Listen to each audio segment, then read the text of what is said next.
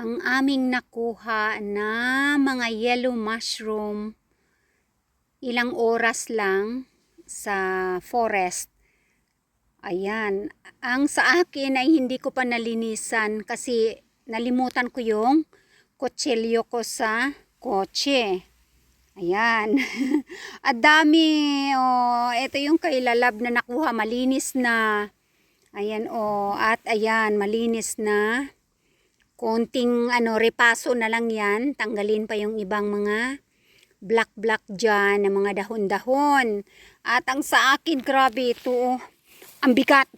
Sobrang dami. Iniwanan na nga namin kasi gutom na. Kailangan makauwi na. Lilinisin ko pa to. Mahabang linisan pa yan. At yan, ang lalaki. Tapos, ang blueberries ko ay ito. Hindi ako nag-concentrate sa blueberries kasi, yan o. Pinili ko lang yung malalaki talaga. Yan. Para pang konsumo lang. Pang blueberry pie. Ang lalaki o.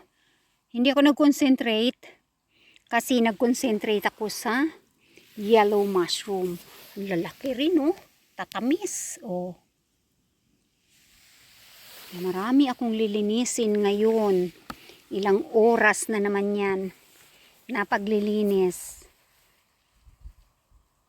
Oh. Kung masipag at matyaga ay maraming mapagkakakitaan sa forest. Ayan. Ilang oras lang ito. 2 oras ata kami sa forest. At ang kay Mumi na kanyang napitas ay mustika nandoon na sa loob ng bahay. So ayan na nga. Kung masipag at matyaga ay mayroong nilaga. Ang blueberries na malalaki. Ayan.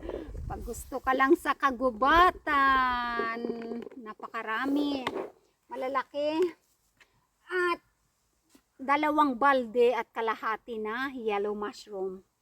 Ito malinis na. Malalaki oh. Konting ripaso na lang yan. Ang dami. Ayan. Ito pa. Malinis na rin. At itong sa akin ay lilinisin pa. Kasi wala akong dalang kutsilyo. Ayan oh. Ito mga siguro 8 kilo ito. Abigat. Lilinisin ko pa, tatanggalin pa yung mga puno niya kasi pinaghuhugot ko lang sa samal, sa parang lumot. Ayan. At siyempre mahabang oras pa yan ang aking tatrabaho. Marami talaga yan oh. At babalik pa kami doon kasi saglit lang kami doon sa forest dahil nga yung relax lang. Tapos si Mumi nagpick rin siya ng para din sa kanya na mga siguro naka 3 litras siya. Kasi siyempre matanda na, tapos mabagal na, umuupo yan siya, may dala-dala yan siyang upuan niya. So tapos relax, peaceful, move hanggang mga siguro 3 litra or 4 na litra yung nakuha niya. 2 oras lang yata kami doon sa forest. Tapos babalik pa mamaya kasi nga syempre yung pusa nandito sa bahay. Tapos gutom na kami. Ay biskwit lang yung dala namin at saka some little drinks lang. Kailangan ko magsaing ngayon at magluluto ng mushroom. Ayan. Tapos may salmon kagabi na smoke. Ayun na yung aming tanghalian ngayon. At mamayang gabi ay kasi dito wala nang dilim. Mamayang pahapon-hapon, pag nakapahinga na, punta kami sa swamp, maghahanap kami ng laka, yung cloudberry na yellow. Yan. So, yan ang aming produkto ngayong umagang ito. Ewan ko anong oras na babago kami. Umalis kami 12:30 ng hapon na yun.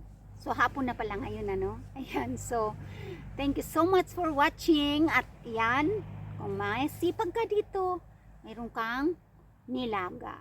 Okay, so see you again next time.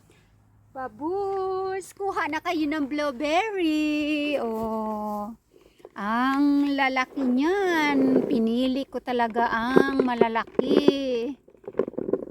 Para sa konsumo. At kapag nagugutom ka sa forest, ay kakain ka lang.